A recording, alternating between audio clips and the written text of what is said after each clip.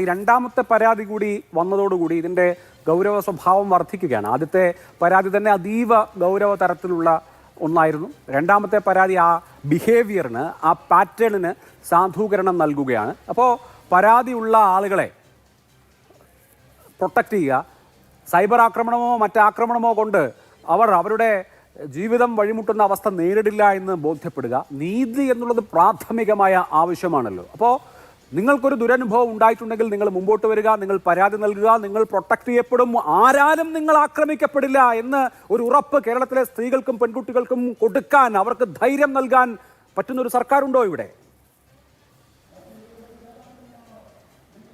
തീർച്ചയായും സ്ത്രീകൾക്കെതിരായിട്ടുള്ള അതിക്രമവുമായി ബന്ധപ്പെട്ടുകൊണ്ട് യാതൊരു തരത്തിലും പഴുതുകളില്ലാത്ത അന്വേഷണവും സമയബന്ധിതമായിട്ട് കുറ്റപത്രം സമർപ്പിക്കലും സമയബന്ധിതമായിട്ടുള്ള വളരെ വേഗത്തിലുള്ള നീതിപൂർവമായിട്ടുള്ള വിചാരണയും വിധിയും അത് കൃത്യമായി ഉറപ്പുവരുത്തിയ ഒരു ഗവൺമെന്റാണ് ഇടതുപക്ഷ ജനാധിപത്യ മുന്നണി ഗവൺമെന്റ്.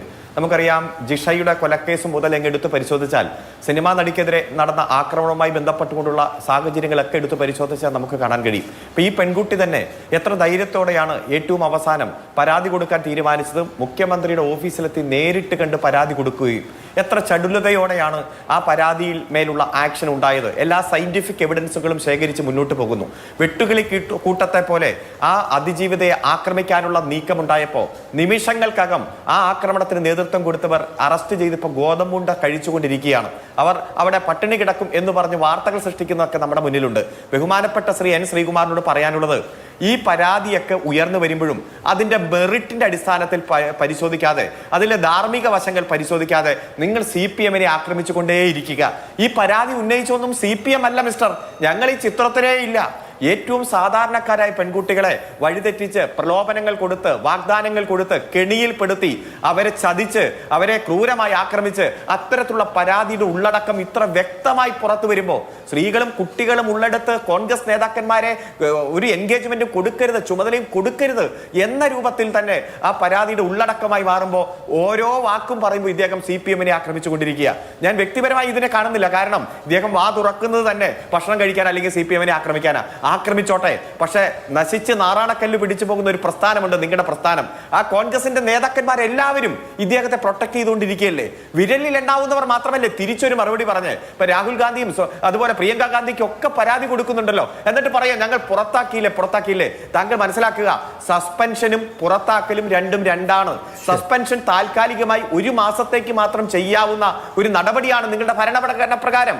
അങ്ങനെ സസ്പെൻഡ് ചെയ്യുമ്പോഴും പഞ്ചായത്ത് മെമ്പർ സ്ഥാനം മുതൽ മുകളിലേക്കുള്ള എല്ലാ സ്ഥാനവും സൊസൈറ്റി ഡയറക്ട് ബോർഡ് അംഗം സ്ഥാനമാണെങ്കിൽ പോലും അത് രാജിവെക്കണം. ഇതൊന്നും രാജിവെക്കാതെ ഒരു പ്രിവിലേജ് നിങ്ങൾ കൊടുത്തിരിക്കുകയാണ് രാഹുൽ മാങ്കൂട്ടലിന്. ഒരു പ്രത്യേക കരുതൽ നിങ്ങൾ കൊടുത്തിരിക്കുകയാണ്. ഈ കരുതൽ തന്നെയാണ് നിരവധി കുറ്റകൃത്യങ്ങൾ ചെയ്യാൻ അദ്ദേഹത്തിന് ധൈര്യവും പ്രചോദനവുമായി മാറുന്നത്. അദ്ദേഹത്തിന്റെ കൂടെ നിൽക്കുന്ന സഹപ്രവർത്തകരെ മുഴുവൻ ഇത്തരത്തിലുള്ള കുറ്റകൃത്യങ്ങളിലേക്ക് അദ്ദേഹം ഇൻവോൾവ് ചെയ്യുകയാണ്. അങ്ങനെ കുറ്റകൃത്യങ്ങളുടെ ഒരു പരമ്പര, തട്ടിപ്പും വെട്ടിപ്പും അനാശാസ്യവും നിങ്ങളുടെ സ്വഭാവമായി മാറിയിരിക്കുന്നത് നമ്മൾ കാണുന്നു. താങ്കളോട് ചോദിച്ചു, കർണാടകത്തിലല്ലേ സംരക്ഷണം, അവിടെ ഭരിക്കുന്നത് കോൺഗ്രസ് അല്ലേ, കൃത്യമായി എന്തുകൊണ്ട് സറണ്ടർ ചെയ്യാൻ നിങ്ങൾ നിർദ്ദേശം കൊടുക്കുന്നില്ല? നിങ്ങൾ സസ്പെൻഡ് ചെയ്തു എന്ന് പറയുമ്പോഴും നിങ്ങളുടെ അംഗമാണല്ലോ, എല്ലാ തരത്തിലും കോൺഗ്രസ്സുകാരനാണല്ലോ. ഇത്ര ദിവസത്തിനുള്ളിൽ സറണ്ടർ ചെയ്യണം, നിയമത്തിന്റെ മുന്നിൽ കീഴടങ്ങണമെന്ന് KPCC-യുടെ പ്രസിഡന്റിന്, ബഹുമാനപ്പെട്ട പ്രതിപക്ഷ നേതാവിന് ഒന്ന് പറയാൻ എന്താണ് മടി? നിങ്ങൾ മുട്ടുവിറയ്ക്കും. കാരണം അദ്ദേഹം പറഞ്ഞില്ലേ, ബണ്ടി ചോറ് വന്ന സാധാ കള്ളനെ കുറ്റം പറയുന്ന സാഹചര്യം പല ചരിത്രവും ഞാൻ പറയുമെന്ന് പറഞ്ഞത് നമ്മുടെ മുന്നിലുണ്ട്. 3 ദിവസം മുമ്പല്ലേ അങ്ങനെ പറഞ്ഞത്, 4 ദിവസം മുമ്പ്.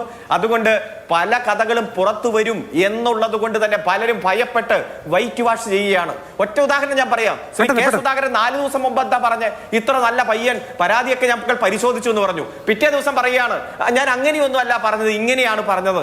അതുകൊണ്ട് കോൺഗ്രസിന്റെ സംസ്കാരമായി ഇത്തരത്തിലുള്ള സാഹചര്യങ്ങൾ മാറിയിരിക്കുന്നു. അതുകൊണ്ടാണ് പരാതി പറഞ്ഞ, അഭിപ്രായം പറഞ്ഞവർ വരെ അത് പിൻവലിച്ച് ഇനി ഞങ്ങൾ ഒന്നിനുമില്ല എന്ന് പറയാൻ ഷാനിമോൾ ഉസ്മാനും ബിന്ദു കൃഷ്ണയും ഉമാ തോമസും എല്ലാം തയ്യാറായത്.